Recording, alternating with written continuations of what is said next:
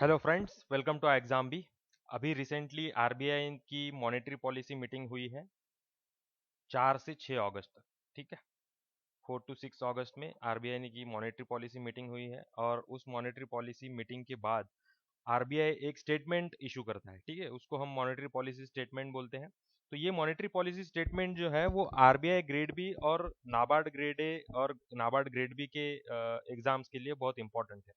सिर्फ यही एग्जाम नहीं, बाकी सारी जो रेगुलेटरी बॉडीज एग्जाम्स हैं और जो भी बैंकिंग एग्जाम्स हैं उसके पॉइंट उनके पॉइंट ऑफ व्यू से भी ये आरबीआई की मॉनेटरी पॉलिसी बहुत इंपॉर्टेंट है। ठीक है, तो इस 6 अगस्त के स्टेटमेंट में आरबीआई गवर्नर ने क्या कहा, वो मॉनेटरी पॉलिसी स्टेटमेंट क्या कहता है, क्या फोरकास्ट उसमें है, असेसमेंट क्या किया है, उसका पूरा जो डिस्कशन है इस वीडियो में हम करने वाले हैं। ठीक है, तो ये जो डिस्कशन है इसमें जो हम अभी फैक्ट्स एंड फिगर्स अभी जो डिस्कस करेंगे वो सभी आपको इंटरव्यू पॉइंट ऑफ व्यू और प्रीलिम्स पॉइंट ऑफ व्यू बहुत ज़्यादा इंपॉर्टेंट है। ठीक है, तो आगे बढ़ते हैं। पहले तो ये समझते हैं कि ये मॉनेटरी पॉलिसी मीटिंग का जेनेसिस कहाँ से हुआ। ठीक है, क्यों आया है मॉनेटरी पॉलिसी कमेटी।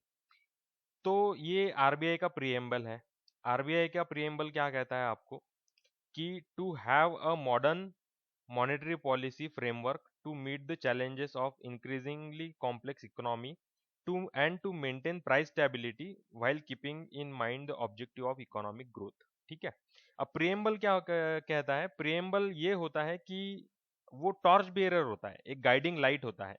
ठीक है, मतलब प्रियम्बल में ये जो 3-4 लाइनें दी गई है ये मतलब इसमें जो कुछ भी लिया है ये आरबीआई को इंश्योर करना है। ठीक है, तो वो इंश्योर करना है आरबीआई को, इसलिए मॉनेटरी पॉलिसी कमेटी आई है। और इसके कुछ गोल्स हैं। इसका गोल क्या है कि प्राइस स्टेबिलिटी होनी चाहिए, प्राइस स्टेबिलिटी होनी चाहिए और इकोनॉमिक ग्रोथ भी हमको इंश्योर करना है। ये मेजर गोल्स है मॉनेटरी पॉलिसी कमेटी के। ठीक है, तो आगे बढ़ते हैं। मॉनेटरी पॉलिसी कमेटी में कुछ टेक्निकलिटीज हैं जो कि हमको पता होनी चाहिए। ठीक है, ये मॉनेटरी पॉलिसी कमेटी के लिए गवर्नमेंट ऑफ इंडिया ने 2016 में आरबीआई एक्ट अमेंड किया था। ठीक है, तो आरबीआई एक्ट अमेंड करने के बाद में ये मॉनेटरी पॉलिसी कमेटी बनी। इसमें क्या है, इसमें 3+3 6 मेंबर्स होते हैं। ठीक है, 3 मेंबर आरबीआई से होंगे और 3 मेंबर आउटसाइड आरबीआई। ठीक है, अब ये जो मॉनेटरी पॉलिसी कमेटी है ये साल में कितने बार मिलनी चाहिए? 4 टाइम्स। 4 टाइम्स ये कमेटी की जो मीटिंग है ये होनी चाहिए, ये मिनिमम है 4 टाइम। अभी रिसेंटली इस साल में तो हर 2 महीने में मीटिंग हो रही है, तो साल में कितनी 6 मीटिंग होंगी। ठीक है, 7 भी हो सकती है, 8 भी हो सकती है। अगर आरबीआई गवर्नर को लगा, मॉनेटरी पॉलिसी कमेटी को लगा कि नहीं ज्यादा मीटिंग्स होनी चाहिए तो वो भी हो सकता है, लेकिन मिनिमम 4 मीटिंग्स तो होंगी एक साल में। ठीक है, और जो ये जो मीटिंग है उसके लिए मिनिमम प्रेजेंट ही चाहिए, जिसको हम कोरम बोलते हैं, वो होनी चाहिए 4। मतलब अगर 3 मेंबर अगर प्रेजेंट है तो मीटिंग नहीं होगी, इसके लिए मिनिमम 4 मेंबर चाहिए ही चाहिए, तो मॉनेटरी पॉलिसी कमेटी की मीटिंग होगी। ठीक है, तो ये टेक्निकलिटीज हो गई मॉनेटरी पॉलिसी कमेटी की। अब आगे बढ़ते हैं कि मॉनेटरी पॉलिसी कमेटी करती क्या है। जैसे मैंने अभी पहले ही बताया, ये गोल्स हैं मॉनेटरी पॉलिसी कमेटी के। Primary objective of monetary policy is to maintain price stability while keeping in mind the objective of economic growth. ठीक है, जो जो भी अभी कोरोना के बाद, पैंडेमिक के बाद आरबीआई ने जो कुछ भी अभी मेजर्स लिए हैं to ensure the enough liquidity in the market so that there should be enough demand to ensure economic growth. ठीक है, तो ये आरबीआई का मेजर एक गोल होता है to conduct the monetary policy committee. अब ये जो प्राइस स्टेबिलिटी है, ये प्राइस स्टेबिलिटी इंश्योर करना आरबीआई का काम है, मॉनेटरी पॉलिसी कमेटी का काम है। तो ये प्राइस स्टेबिलिटी है या नहीं ये समझेगा कैसे। ठीक है, प्राइस स्टेबिलिटी मतलब क्या, अभी यहाँ पे जैसे दिख रहा है आपको, प्राइस स्टेबिलिटी में दो कंपोनेंट होते हैं, एक सप्लाई होगा एक डिमांड होगा। ठीक है, तो सप्लाई और डिमांड का में अगर बैलेंस नहीं है तो हम बोल सकते हैं कि प्राइस इंस्टेबिलिटी है। और प्राइस इंस्टेबिलिटी है मतलब सप्लाई डिमांड का जो बैलेंस में नहीं है, उसको ही हम क्या बोलते हैं, दूसरा वर्ड क्या है, इन्फ्लेशन। ठीक है, तो इस इन्फ्लेशन के फिगर से हमको पता चलेगा कि प्राइस स्टेबिलिटी इकोनॉमी में है या नहीं है। तो इन्फ्लेशन मेजर करने के लिए monetary policy committee consumer price index का सहारा लेती है ना। वो डब्ल्यूपीआई यूज नहीं करती, वो सीपीआई यूज करती है। क्यों? क्योंकि ये कंज्यूमर लेवल पे आपको जो प्राइस चेंज, प्राइस फ्लक्चुएशन देखने को मिलता है वो ये ट्रैक करता है। ठीक है, सीपीआई। तो सीपीआई के थ्रू इन्फ्लेशन मार्केट में है या नहीं है वो देखा जाता है। कौन देखता है? Monetary policy committee. अगर सीपीआई ज्यादा है, ठीक है, ये सीपीआई कम है ज्यादा है वो कैसे पता चलेगा? इसका एक रेंज है 2 to 6%। ये लोअर लिमिट है, ये अपर लिमिट है। आपका जो इन्फ्लेशन है ये इस 2 से 6% के बीच में होना चाहिए, है ना? तो ये 2 से 6% के बीच में अगर इन्फ्लेशन है तो बोल सकते हैं हम कि प्राइस स्टेबिलिटी है। अगर नहीं है, प्राइस इनस्टेबल है, सप्लाई और डिमांड में बहुत ज्यादा गैप है, तो फिर क्या होगा? इन्फ्लेशन बहुत हाई हो जाएगा मार्केट में। इन्फ्लेशन हाई हो गया तो प्राइस स्टेबिलिटी नहीं रहेगी और इकोनॉमिक ग्रोथ भी फ्लक्चुएट होगी, ठीक है।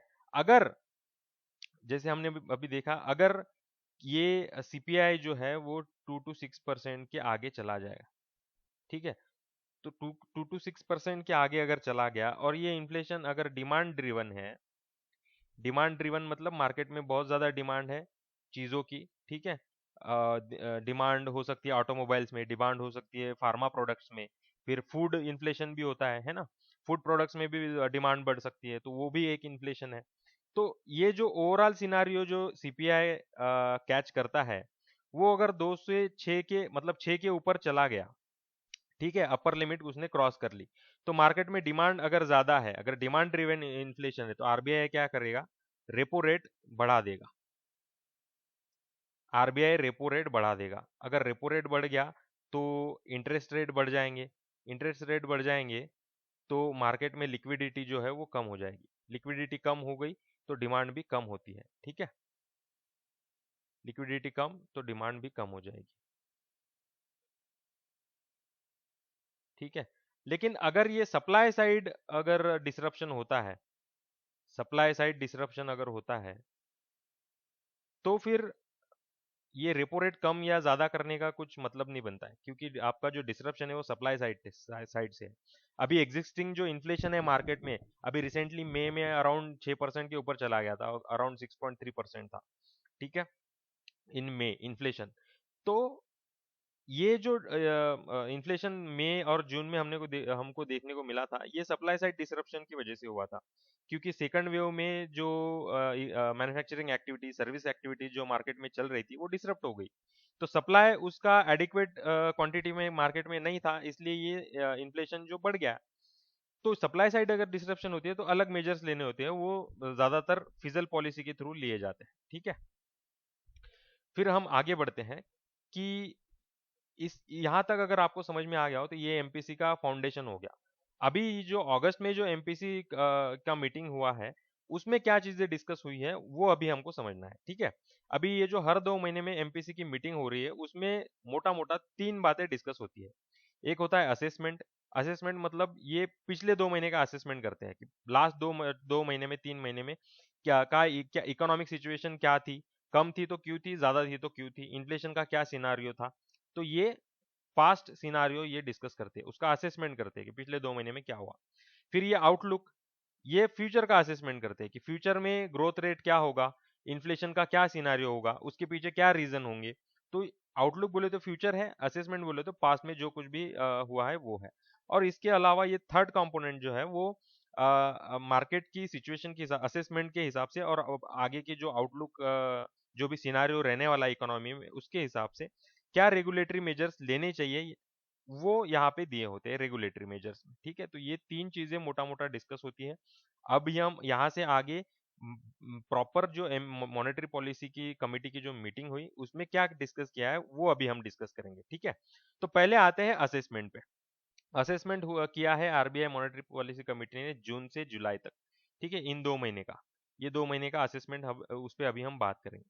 तो 2-3 पैराग्राफ दिए हैं इस मॉनेटरी पॉलिसी कमेटी का जो स्टेटमेंट आया है आरबीआई की तरफ से, तो उसमें मोटा मोटा 4 चीजों पे बात की है असेसमेंट में, ठीक है। पहला है आपका मैन्युफैक्चरिंग एक्टिविटी, दूसरा है सर्विस सेक्टर एक्टिविटी, थर्ड है इन्फ्लेशन सिनारियो, और फोर्थ है liquidity supply in the market. अभी करंट सिचुएशन क्या है लिक्विडिटी का मार्केट में, ठीक है। तो मैन्युफैक्चरिंग में उनको दिखाया एक्सपांडिंग ट्रेंड। अब ये पता कैसे चलेगा? अभी ये एक है होता है पीएमआई इंडेक्स, ठीक है। ये पीएमआई इंडेक्स अगर आपका मान लो 50 से कम है तो ये कॉन्ट्रैक्शन शो करता है, ठीक है। 50 से कम है तो कॉन्ट्रैक्शन, अगर 50 से ऊपर है तो ये एक्सपांशन शो करता है। ठीक है, ये आंकड़े क्या है ये हम आगे देखेंगे। तो सर्विस सेक्टर में कॉन्ट्रैक्शनरी ट्रेंड देखने को मिलता है, मतलब पीएमआई इंडेक्स जो है वो 50 से नीचे है। और इन्फ्लेशन का जो सिनारियो है वो वैरी कर रहा था 6.1 टू 6.6%। ठीक है।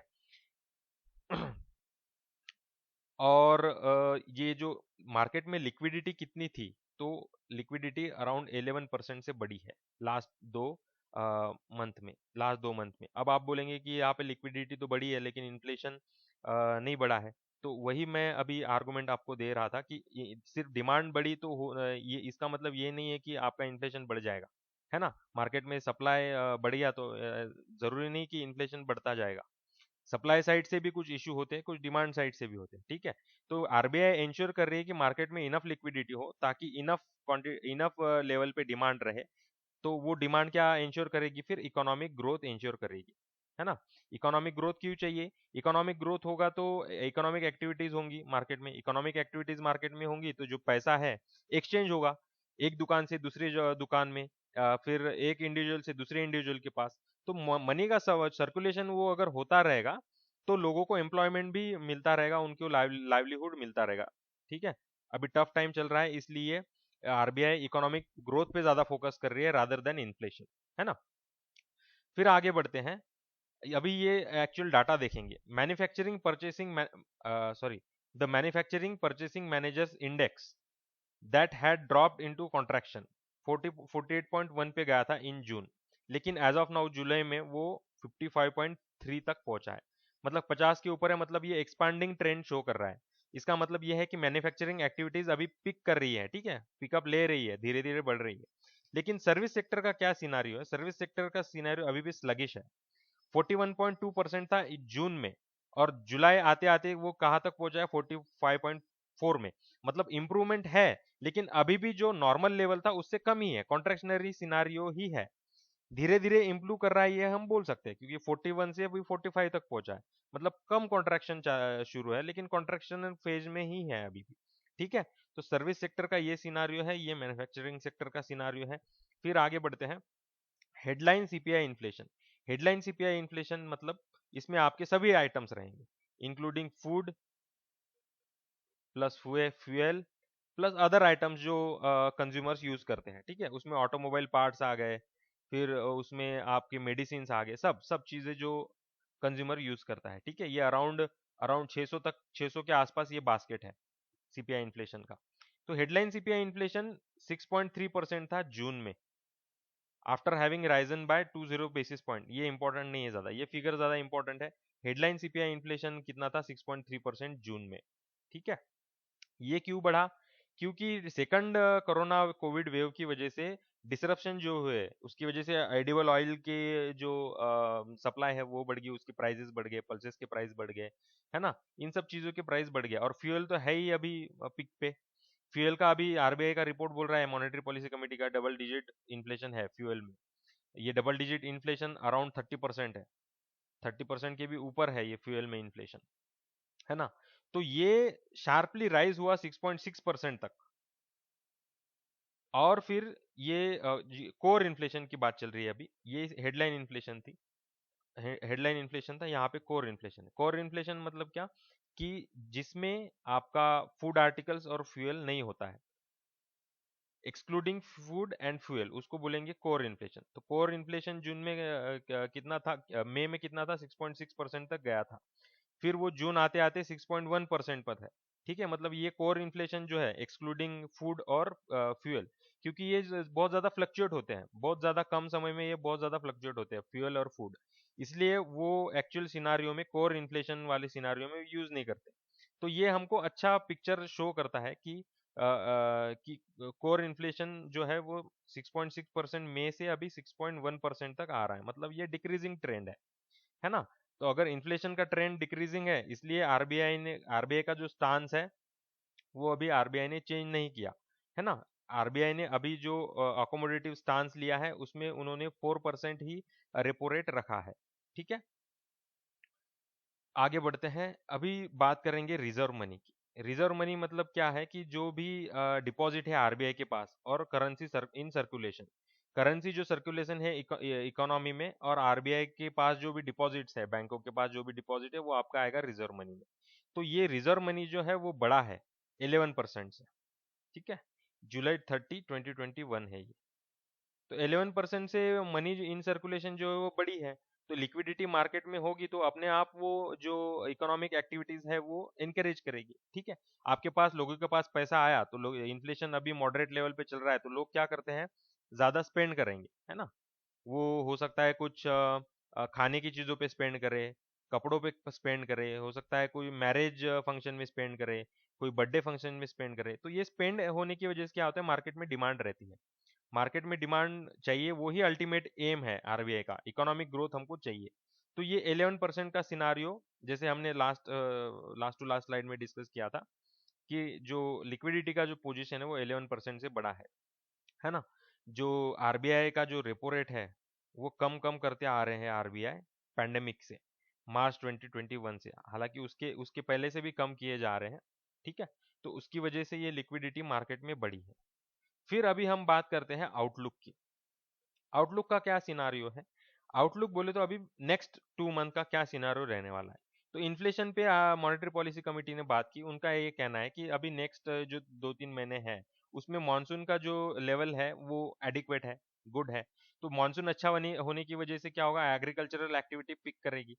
एग्रीकल्चरल एक्टिविटी पिक अच्छी अगर होंगी तो जो फूड इन्फ्लेशन में जो सिनारियो है, पल्सेस का सप्लाई बढ़ेगा, एडिक्वेट होगा मार्केट में।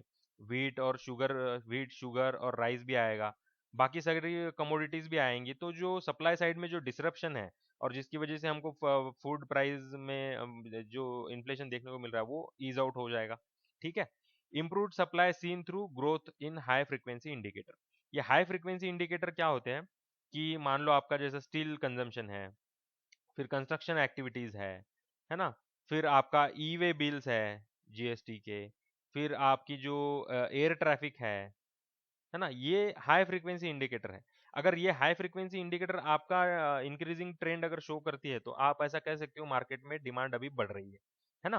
तो ये मार्केट में डिमांड बढ़ रही है, इसका मतलब ये भी होता है कि मार्केट में जो रॉ मटेरियल है, सप्लाई साइड की वजह से जो डिसरप्शन है वो धीरे धीरे खत्म हो रहा है ना। धीरे धीरे मतलब इंप्रूव हो रहा है, सप्लाई साइड जो डिसरप्शन था। तो इसकी वजह से ये आरबीआई ने अभी नेक्स्ट 2 मंथ में, अब नेक्स्ट ईयर में जो आने वाले, जो भी अभी 4-9 महीने बचे हैं, 6 महीने बचे हैं, उसमें इन्फ्लेशन का जो फोरकास्ट किया है वो किया है 5.7%। कि आने वाले ये इस फाइनेंशियल ईयर में 21-22 अभी चल रहा है, ठीक है। ये फाइनेंशियल ईयर में इन्फ्लेशन का सिनारियो जो होगा वो 5.7% होगा, ठीक है। फिर दूसरा चीज वो डिस्कस करते हैं, economic growth. Second Covid wave तो अभी चली गई है ना, अप्रैल और मई में सेकंड कोविड वेव थी। तो इसकी वजह से इकोनॉमी फिर से, मतलब लोकलाइज लॉकडाउन लगे थे, उसकी वजह से इकोनॉमिक एक्टिविटीज कम हो गई थी। अभी सेकंड कोविड वेव चली गई, फिर एग्री प्रोडक्शन भी एक्सपेक्टेड हो रहा है जैसा होना चाहिए। कैपिटल एक्सपेंडिचर में अभी गवर्नमेंट ने रिसेंटली 6.29 लाख करोड़ का पैकेज इशू किया है, ठीक है। तो इस पैकेज के थ्रू कैपिटल एक्सपेंडिचर भी होगा, कैपिटल एक्सपेंडिचर होगा तो जॉब क्रिएशन होगा, पैसा बढ़ेगा मार्केट में, एक्टिविटीज, इकोनॉमिक एक्टिविटीज बढ़ेंगी, है ना। तो इस सभी एक्टिविटीज के चलते इकोनॉमिक ग्रोथ जो है 9.5% रहेगी 21-22 में, ऐसा आरबीआई कमेटी का कहना है, ठीक है। अब लास्ट जो मॉनेटरी पॉलिसी कमेटी हुई थी उसमें भी उन्होंने फोरकास्ट किया था कि 9.5% ही रहेगी इकोनॉमिक ग्रोथ, ठीक है। अभी ये बढ़ी क्यों नहीं, बढ़ी इसलिए नहीं क्योंकि अभी भी मार्केट में प्राइवेट इन्वेस्टमेंट जो है वो स्लगिश है, एनेमिक है, मतलब स्लगिश है, कम है, चाहिए उस लेवल पे प्राइवेट इन्वेस्टमेंट अभी हो नहीं रहा है। तो प्राइवेट प्लेयर्स अगर इन्वेस्ट नहीं करेंगे तो गवर्नमेंट कहाँ तक कैपिटल एक्सपेंडिचर कर सकती है, उनका लिमिट है। तो ये प्राइवेट प्लेयर इन्वेस्ट नहीं कर रहे हैं तब तक ये जो इकोनॉमिक ग्रोथ जो है वो बढ़ने के चांसेस कम है ना। तो ये इकोनॉमिक ग्रोथ का जो सिनारियो है वो रहेगा इस साल में 9.5% का। तो अभी डिस्कस करेंगे हम हमारा तीसरा पिलर। उसके पहले हम बात कर लेते हैं कि अभी मॉनेटरी पॉलिसी कमिटी में जो मेंबर्स है, 6 मेंबर्स हैं। एक तो ये गवर्नर है, ठीक है, मृदुल के सगर एग्जीक्यूटिव डायरेक्टर है, और माइकल देबापात्रा आरबीआई के डिप्टी गवर्नर है, ठीक है। ये तीन आरबीआई के अंडर से आरबीआई के एम्प्लॉयज है, और ये तीन जो है ये गवर्नमेंट ऑफ इंडिया ने अपॉइंट किया। तो इन 6 मेंबर्स में से 5 मेंबर्स का ये कहना है कि हमने अकोमोडेटिव स्टांस लेना चाहिए। लेकिन ये जो सिक्स्थ मेंबर है हमारे प्रोफेसर जयंत वर्मा, इनका स्टैंड जो है इन पांच लोगों से अलग था। ठीक है, जयंत वर्मा। तो इनका स्टैंड क्यों अलग था और इनका क्या स्टैंड था, वो फिर अभी 14 दिन बाद जो मॉनेटरी पॉलिसी मीटिंग के मिनट्स ऑफ मीटिंग आएंगे, ठीक है, उसमें फिर आरबीआई कौन से मेंबर का क्या आर्गुमेंट है वो पूरा रिलीज करता है। तो उस आर्गुमेंट में हमको पता चलेगा कि जयंत वर्मा जी ने क्या स्टैंड लिया था और क्यों लिया था, है ना। तो एज ऑफ नाउ तो ये 5-1 से ये अकोमोडेटिव स्टांस हमने लिया है। Voted to continue the accommodative stance. Accommodative stance मतलब क्या है कि जो रेट अभी हम पिछले मॉनेटरी पॉलिसी कमेटी में था वो रेट हम कंटिन्यू करेंगे, और इकोनॉमिक ग्रोथ इंश्योर करने के लिए अगर और भी रेपो रेट कम करना पड़े या ज्यादा करना पड़े तो वो करेंगे। ठीक है, उसको बोलेंगे हम अकोमोडेटिव स्टांस। तो इस ये स्टांस लेके अभी आरबीआई ने जो है रेपो रेट जो है वो 4% पे रखा है। ठीक है, अब हम आगे बात करेंगे डेवलपमेंट एंड रेगुलेटरी स्टैंड की। डेवलपमेंटल एंड रेगुलेटरी कौन से इनिशिएटिव लिए गए हैं आरबीआई की तरफ से, ये हमारा थर्ड पिलर है। हमने जो 3 पिलर शुरू में डिस्कस किए थे ना, पहला पिलर था आपका असेसमेंट, दूसरा था आउटलुक, अब ये तीसरा पिलर है डेवलपमेंट एंड रेगुलेटरी स्टैंड जो आरबीआई ने लिए है। ठीक है, ऑन टैप टीएलटीआरओ। टीएलटीआरओ मतलब क्या है कि targeted long term repo operation. इसके थ्रू क्या होता है कि टारगेटेड सेगमेंट में, मान लो फार्मा सेक्टर हो या एमएसएमई सेक्टर हो, उस सेक्टर को लोन दिए जाते हैं। ठीक है, उसको इसीलिए उसको बोलते हैं टारगेटेड। तो ये स्कीम अभी एक्सटेंड की है दिसंबर 2021 तक। ठीक है, इसी के साथ साथ एमएसएफ जो मार्जिनल स्टैंडिंग फैसिलिटी जो होती है आरबीआई की, उसमें वो अभी एसएलआर सिक्योरिटीज भी एज ए कोलैटरल आरबीआई के पास रख सकते हैं, और वो भी दिसंबर 2021 तक एक्सटेंड कर दी गई। ठीक है, अब ये तीसरा जो मैटर है, extension of pre shipment credit at alternate repo rate, alternate reference rate, ये है, ये क्या होता है, जो जो भी मैन्युफैक्चरर्स एक्सपोर्ट करते हैं, ठीक है, उनको एक्सपोर्ट क्रेडिट दिया जाता है, प्री शिपमेंट क्रेडिट जिसको बोलते हैं। उनको एक्सपोर्ट कर रहे हैं इसलिए उनको इंसेंटिवाइज करने के लिए कुछ क्रेडिट दिया जाता है, फाइनेंशियल क्रेडिट। तो वो फाइनेंशियल क्रेडिट क्या हो रहा है कि अभी लिबोर रेट जो है, लिबोर रेट मतलब क्या होता है, London inter bank offered rate. तो लंदन में, यूरोप में जो इंटर बैंक ऑपरेट मतलब एक बैंक दूसरे बैंक को जो लोन देता है, वो जो रेट में देते हैं वो ये लिबोर है यूरोप में। ठीक है, तो लिबोर रेट तो अभी मतलब वो निकाल रहे हैं, या लिबोर बंद हो रहा है, ये लिबोर का रिजिम ही क्या हो रहा है, ये बंद हो रहा है, ये यूरोपियन बैंक ने बोल दिया। ठीक है, बैंक ऑफ इंग्लैंड ने भी बोल दिया लिबोर अभी नहीं चलेगा। तो लिबोर अभी खत्म हो रहा है। तो लिबोर खत्म होने की वजह से जो जो इंटरेस्ट प्री शिपमेंट क्रेडिट जो देना था बैंकों को, बैंक जो मैन्युफैक्चरर को प्री शिपमेंट क्रेडिट जो देंगे वो अभी उनको देना पड़ेगा अल्टरनेट रेफरेंस रेट पे। ठीक है, वाइडली एक्सेप्टेड मतलब ये कुछ भी हो सकता है, बैंक डिसाइड कर सकते हैं कि जो भी वाइडली एक्सेप्टेड रेट है या जो भी नॉर्म्स है उसके हिसाब से आप अल्टरनेट रेफरेंस रेट पे एक्सपोर्टर्स को क्रेडिट देना है। तो इससे क्या होगा, जो एक्सपोर्टर्स होंगे वो इंसेंटिवाइज होंगे, है ना। ईज ऑफ डूइंग जिसको भी जिसको हम बोल सकते हैं, वो एक्सपोर्टर है उसको इंसेंटिव मिलेगा, तो वो और भी एक्सपोर्ट कर पाएगा, है ना, वो कुछ इन्वेस्ट भी कर सकता है उसके बिजनेस में। तो ये बेसिकली इसके पीछे मोटिव है। फिर सेकंड है prudential norms for of balance sheet exposure of banks. तो बैंकों के जो डेरिवेटिव कॉन्ट्रैक्ट्स होते हैं उसमें अभी एग्जिस्टिंग ऐसा प्रोविजन है कि उस कॉन्ट्रैक्ट में कुछ भी चेंज हुआ तो उसको रिस्ट्रक्चरिंग बोला जाता है ना। तो अभी जो डेरिवेटिव्स में उनके कॉन्ट्रैक्ट में अगर कुछ लेबर के से रिलेटेड कुछ प्रोविजंस अगर होंगे, तो लेबर तो सेंट्रल बैंक ने अभी बंद कर दिया है फोर्सफुली, ये यहाँ पे दिया है फोर्स मेजर। सेंट्रल बैंक ने गाइडलाइन दी है कि लेबर अभी खत्म होना चाहिए। तो लेबर की जगह जो भी इंटरेस्ट रेट आप यूज करोगे तो वो फिर रिफ्लेक्ट होगा आपकी डेरिवेटिव कॉन्ट्रैक्ट में।